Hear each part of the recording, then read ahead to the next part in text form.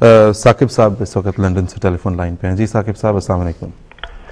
अस्सलाम वालेकुम। वालेकुम अस्सलाम। वाहिद साहब, मेरा सवाल ये है कि हज़रत मसीह मऊद अलैहिस्सलाम की तहरीरात में हजूर ने एक काफिर की क्या तारीफ की है जी उनकी अपनी तहरीरात में? और दूसरा मेरा सवाल का इसी से अगला हिस्सा ये है जी कि उनके दौर में जिन लोगों ने आप पर ईमान नहीं लाए, जी अपनी तहरीरात में उनके बारे में कुछ इरशाद फरमाया है कि इनकी क्या हैसियत है?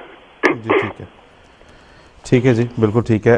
इससे पहले कि हम आपके सवाल का जवाब लें मोहतरम इसफंदियार मुनीब साहब से, अभी जिन कॉलर से हम बात कर रहे थे उनकी खिदमत में मैं ये गुजारिश करना चाहूँगा कि आपने जो 2 सवालात पूछे उसमें से एक का जवाब तो अभी मोमिन ताहिर साहब ने आपको दिया, बाकी खुला और हक महर जो है वो बिल्कुल ही डी ट्रैक हो जाएंगे हम अपने आज के मौजू से, तो वो किसी और वक्त के लिए उठा रखते हैं, या फ़िक़ही मसाइल प्रोग्राम नशर होता है उसमें भी आपका सवाल इंशाल्लाह हम एड्रेस कर सकते हैं अगर आप चाहें। जुमे के रोज़ नशर होता है वो प्रोग्राम शाम को। तो जो आपका बराह रास्त मुताल्लिक सवाल था मौजू से, उसके ऊपर हमने बात कर ली। खुला और हक महर की बात इंशाल्लाह दोबारा कभी किसी वक्त करेंगे या किसी और प्रोग्राम में करेंगे। अभी इसफंदियार मुनीब साहब हमारे साथ साकिब साहब हैं टेलीफोन लाइन पे, आप उनका सवाल सुन सकें? जी नहीं, अच्छा जी, जी ठीक है। इसफंदियार मुनीब साहब, वो साकिब साहब ये पूछना चाह रहे हैं कि एक तो ये कि हज़रत अक़दस मसीह अलैहिस्सलाम ने काफिर की डेफिनेशन क्या की है, क्या तारीफ बयान फरमाई है खुद उसकी, और दूसरा ये कि हज़रत मसीह अलैहिस्सलाम ने अपनी हयात मुबारक में आपकी ज़िंदगी में जो लोग आप पे ऊपर ईमान नहीं लेके आए उनका क्या स्टेटस बयान फरमाया है। इरफान साहब। देखिए, मैं ये अर्ज करूंगा कि जो हजरत मसीह अलैहिस्सलाम ने बयान फरमाया वो वही है जो हजरत खलीफतुल मसीह सानी ने बाद में बयान फरमाया है। तो उसमें तो कोई ऐसा अलग से है नहीं, ये खुदा न खास्ता ये तासुर नहीं होना चाहिए, या मुझे नहीं पता कि क्यों उन्होंने ये सवाल किया है कि गोया हजरत मसीह अलैहिस्सलाम कुछ और लिख रहे थे और हजरत खलीफतुल मसीह सानी रज़ी अल्लाह तआला अन्हु कुछ और लिख रहे थे। ये बात हजरत मसीह अलैहिस्सलाम ने इसी तरह बयान फरमाई है।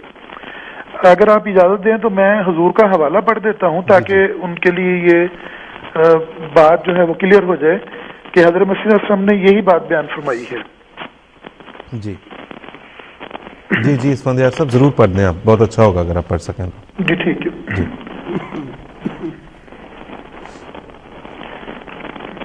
हजरत मसीह अलैहिस्सलाम ने जो इस मामले को तफसील से उठाया है वो हकीकतुल वही में उठाया, और ये तकरीबन हजूर की आखिरी किताबों में से है।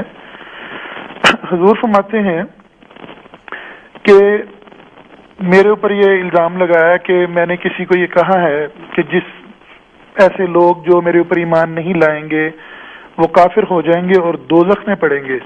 हजूर ने फरमाया ये सरासर जो है वो मेरे ऊपर इफ्तरा है, मैं कतन कोई ऐसा अकीदा नहीं रखता कि वो लोग दोज़ख में पड़ेंगे। फरमाया कि मुझे नहीं इल्म के मेरे इनकार की वजूहात क्या हैं। हर एक बंदा खुदा के सामने खुद जवाबदेह है, लेकिन जो शख्स मेरे ऊपर ईमान लाता है वो मोमिन है, और जो शख्स मेरा इनकार करता है वो खुदा के नज़दीक काफिर है, चाहे उसने मेरा नाम सुना है या नहीं सुना। ये इससे बहस नहीं है, असल तो पहले भी खाकसर ने अर्ज किया था। हुजूर फरमाते हैं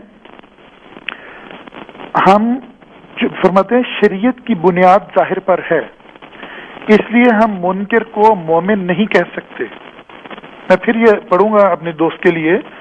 फरमाते हैं चूंकि शरीयत की बुनियाद जाहिर पर है इसलिए हम मुनकर को मोमिन नहीं कह सकते, और ना ये कह सकते हैं कि वो मुआखजा से बरी है।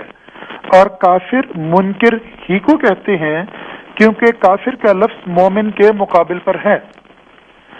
हजूर अस्सलाम ने बड़ी वजाहत से बता दिया कि जो काफिर का लफ्ज है वो मोमिन के लफ्ज के मुकाबिल पर है। तो जो लोग मसीह अलैहिस्सलाम को मानते हैं वो मोमिन हैं, जो मसीह अलैहिस्सलाम का इनकार करने वाले हैं, इनकार की वजह कुछ भी हो, ये अल्लाह फैसला करेगा कि इनकार क्यों किया।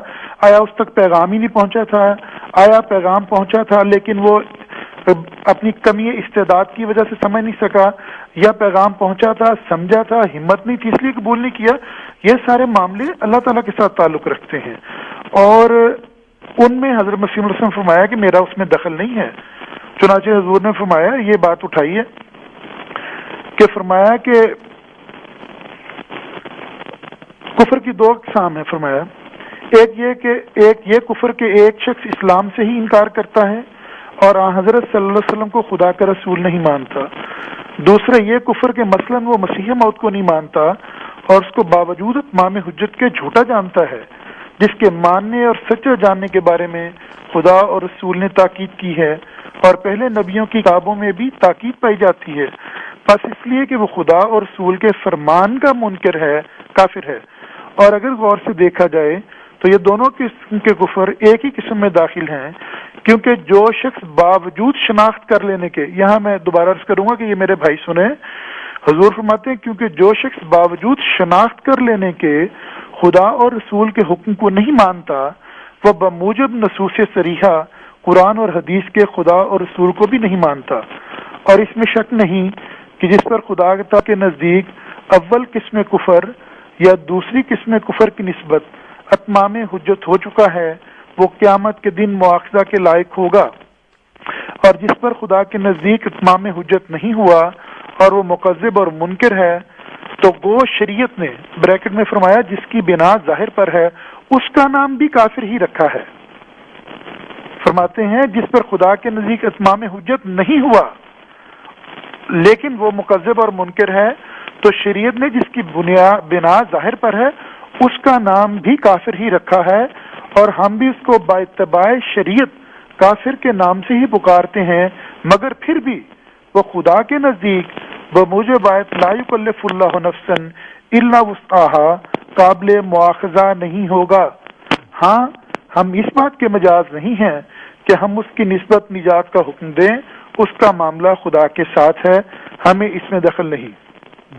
یہ بڑا واضح حضور علیہ السلام کا ارشاد ہے جس میں حضور نے اپنے انکار کرنے والے کو اپنے انکار کا منکر قرار دیا ہے اور فرمایا کہ اس کو کافر کہتے ہیں۔ جی بالکل ٹھیک، بہت بہت شکریہ اسفندیار منیب صاحب، جزاک اللہ۔ اور